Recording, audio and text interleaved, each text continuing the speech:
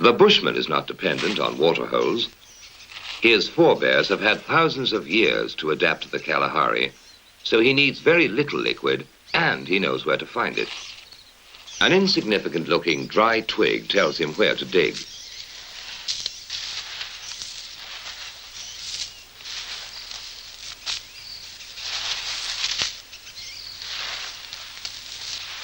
Anyone else would die of thirst in a few days in this treacherous desert that doesn't look like a desert. But he can survive for months on end. He unearths a bulbous root, which is really just a solid lump of wood with hard fibers that are merely damp. Civilized man would need some pretty complicated technology and machinery to get water out of it, but he uses the very simplest of tools. His scraper is a stick that has been split to give it a sharp edge, and he produces some dry-looking shavings. But you take a handful, point your thumb at your mouth, squeeze very hard, and wait for it.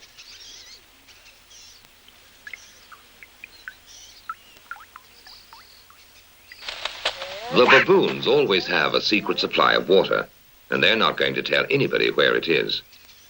And when a Kalahari ventures into the deep Kalahari on a hunting trip, he has to find water, because unlike the bushman, he doesn't know how to make liquid from a root. But he has his own way of finding out where the water is. First, he laboriously drills a hole in a giant ant heap when he is sure a baboon is watching him, because he knows baboons are incurably inquisitive. Next, he puts some wild melon seeds into the hole and works them in so that they drop into a hollow. Then he saunters off, knowing the baboon is burning with curiosity. The baboon doesn't trust that human being at all, so he plays it cool. But he's dying to know what gives in that confounded hole. Finally, Mr. Inquisitive can't take it any longer. He's got to know what's in there. He reaches in, grabs a fistful, and now his hand's too big to come out. If he had the sense to drop the seed, he could free his hand.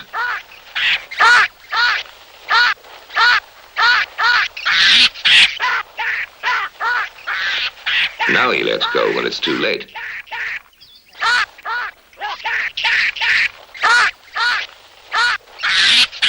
So that was a smart enough way to catch a baboon, but he still has to make him talk. Now he knows that salt is very scarce in this particular area, and that baboon is going to eat those lumps like candy.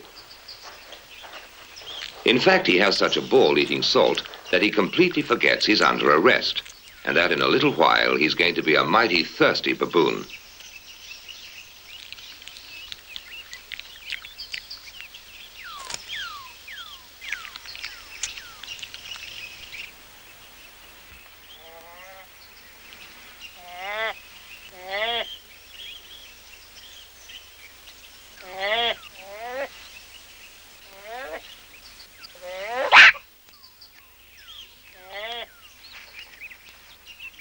Next morning, the Kalahari goes to have a closer look to see whether his prisoner is ready to talk.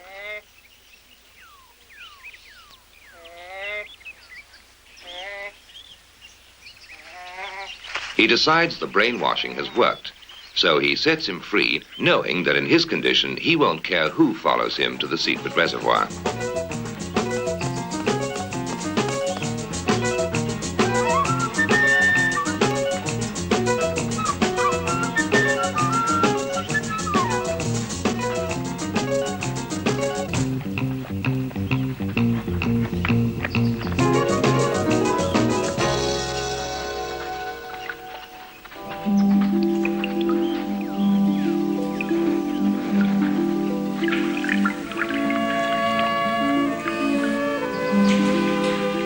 The Kalahari has no eyes for the beauty of the setting.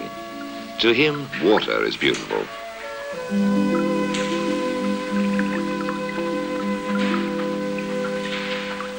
Now the water holes have dried.